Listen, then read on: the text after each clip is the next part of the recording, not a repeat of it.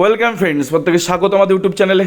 যে সমস্ত ভিউয়ার্সরা প্রথমবার চ্যানেলটি দেখছেন তারা অবশ্যই চ্যানেলটিকে সাবস্ক্রাইব করে দেবেন এবং চ্যানেলের পাশে থাকা বেল আইকনটি প্রেস করবেন, যাতে এই ধরনের খবরাখবর সবচেয়ে আগে সবচেয়ে দ্রুত আপনাদের কাছে পৌঁছে যায়। তো আজকে যে বিষয় নিয়ে কথা বলবো সেটা হচ্ছে স্বপ্ন পূরণ হবার আগেই আবার নতুন জটিলতা তৈরি হলো এই জেলায়। প্রাথমিক নিয়োগ যেটা 2016 সালে রিক্রুটমেন্ট হয়েছিল, যেখানে প্রায় 42,949 শিক্ষকের নিয়োগ হয়েছিল 2017 সালে, সেই নিয়োগে বর্তমান সময় দাঁড়িয়ে রাইট টু ইনফরমেশন অ্যাক্টের ভিত্তিতে, অ্যাপ্লিকেশনের ভিত্তিতে একটি বিস্ফোরক তথ্য কিন্তু একদম সম্প্রতি, আমরা এপ্রিল মাসে দাঁড়িয়েছি, একদম সপ্তাহের শুরুতে জাস্ট আগের মাসের 12 তারিখে অর্থাৎ মার্চ মাসে কিন্তু একটি বড় আইটিআই কিন্তু এসে এবং বিস্ফোরক উত্তর কিন্তু সেখানে দিয়েছে। তো সেই ক্ষেত্রে সেই জেলার পার্টিকুলার সেই জেলার প্রার্থীদের ক্ষেত্রে এই স্বপ্ন পুরো শেষ হয়ে গেল। যে ছোট ছোট আশাগুলো দানা বাঁধছিল বর্তমান সময় দাঁড়িয়ে, সেই আশাগুলো কি নিমেষেই শেষ হয়ে গেল? তো সেটা নিয়ে আজকে কিন্তু আমরা বিস্তারিত আলোচনা করবো আজকের ভিডিওতে। তো ভিডিওটি শেষ পর্যন্ত দেখুন, আর ভালো লাগলে অবশ্যই চ্যানেলটিকে সাবস্ক্রাইব করতে ভুলবেন না। তো চলুন শুরু করা যাক। তো অনেকেই বলে যে পুরনো কাসুন্দি ঘেটে লাভ নেই, তো আমরা একটু ঘাটবো। এই চ্যানেলটা পুরনো কাসুন্দি ঘাটারই চ্যানেল। তো প্রাথমিক শিক্ষক নিয়োগের ক্ষেত্রে আমরা দেখবো একটি তারিখ, যে তারিখটা খুব ইম্পর্টেন্ট এবং যার মেমো নাম্বারটা খুব ইম্পর্টেন্ট। 24/9/2016, অর্থাৎ 24শে সেপ্টেম্বর 2016 তারিখে memo number 2200 BP 2016, just main নোটিফিকেশানটা বেরোনোর আগে দুদিন আগের নোটিফিকেশান। তো সেখানে কি বলা হচ্ছে, appointment notification for primary teachers, এক্ষেত্রে 41,559টা ভ্যাকান্সি নোটিফাইড করা হয়, অর্থাৎ মূল প্রথম দুদিন আগে ভ্যাকান্সিটা ছিল 41,559। ঠিক তারপরে একদিন পরে নোটিফিকেশান নাম্বারটা একবার দেখুন, মেমো নাম্বার 2202 BP 2016, ডেট হচ্ছে 26/9/2016 তারিখে। সেক্ষেত্রে নোটিফিকেশানটা জাস্ট একটা দিনের অন্তর, জাস্ট একটা দিন ভ্যাকান্সিটা বেড়ে কত হয় জানেন? 42,949। তো দেখিয়ে দিলাম কোন নোটিফিকেশান আগে কোনটা পরে।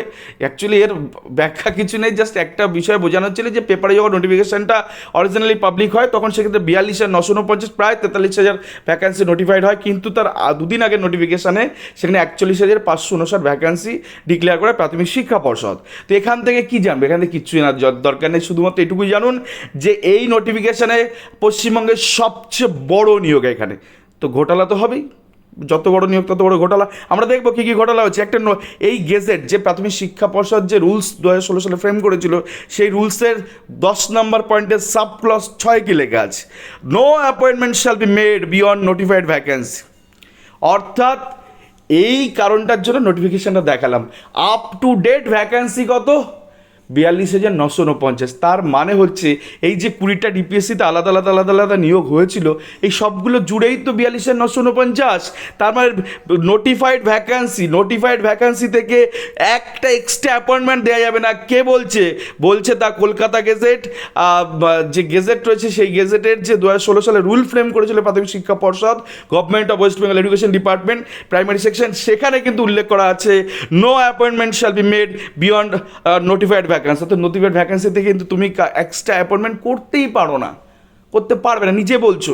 এখন দেখা যাক কী করেছে প্রাথমিক শিক্ষা পর্ষদ। As per the ITI application, বিভিন্ন শিক্ষার্থীরা, আমরা 6টা জেলা অ্যাকচুয়ালি দেখিয়েছিলাম, নতুন সংযোজন হয়েছে জাস্ট 2024-এর মার্চ মাসে, সেটা আপনাদের দেখিয়ে দেবো। তো মুর্শিদাবাদ জেলায় দেখুন, total allotted seat but notified vacancy কত ছিল?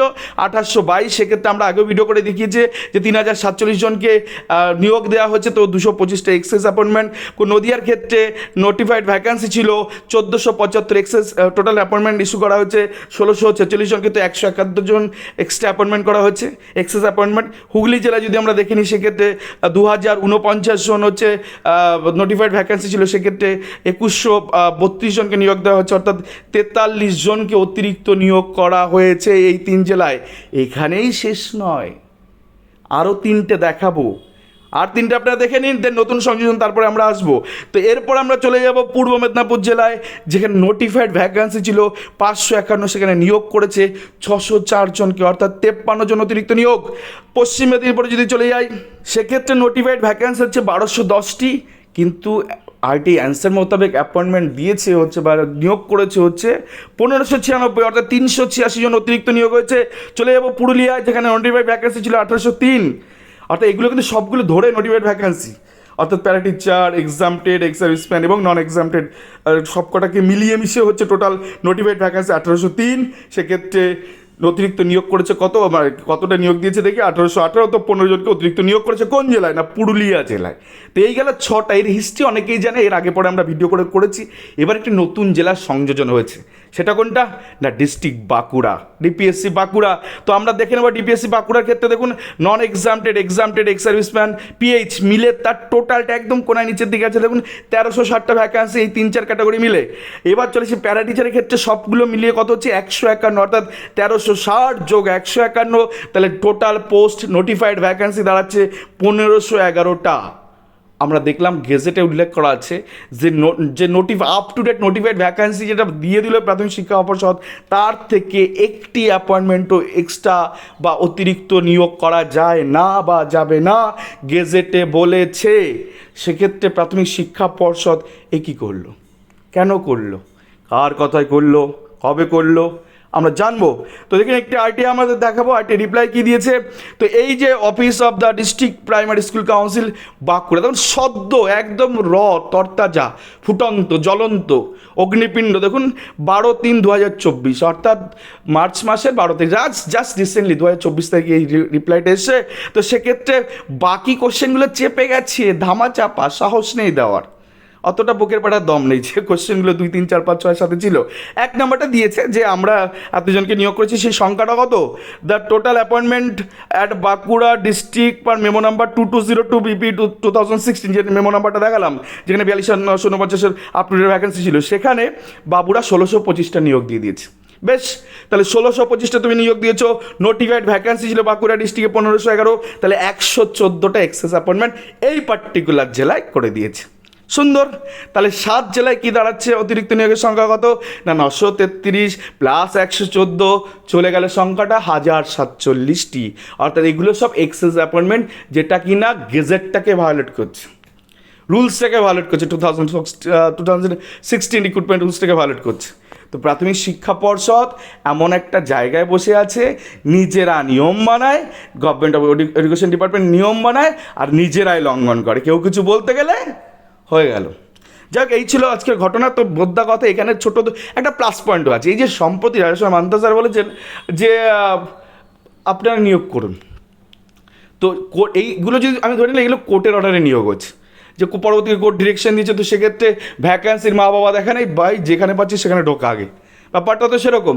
তো সেক্ষেত্রে যদি নতুন ক্রিয়েশন, এই সিটটা তো নোটিফাইড ছিল না, তাহলে সিটটা কোথা থেকে এনেছে, নিশ্চয়ই বাইরে থেকে আনা হচ্ছে, বা নতুন কারেন্ট রিক্রুটমেন্ট থেকে বা কারেন্ট প্রেজেন্ট সিচুয়েশন থেকে নেওয়া হচ্ছে। তো জাস্টিস রাশিয়ান্ত এমনটাই কথা বলেছেন। তো এটা পজিটিভও হতে পারে যে আপনি যদি এদের ক্ষেত্রে এরকম ভ্যাকেন্সি এখান থেকে এনে যদি দিয়ে দিতে পারেন, তাহলে আমিও অর্ডার করছি, আগে যদি কোর্ট অর্ডার করে থাকে তার বেশি যদি নিয়োগ দিয়ে থাকেন, তাহলে আমি এখন অর্ডার করছি, নিয়োগ দিন এদের, প্রাথমিক শিক্ষা পর্ষদ দিতে বাধ্য।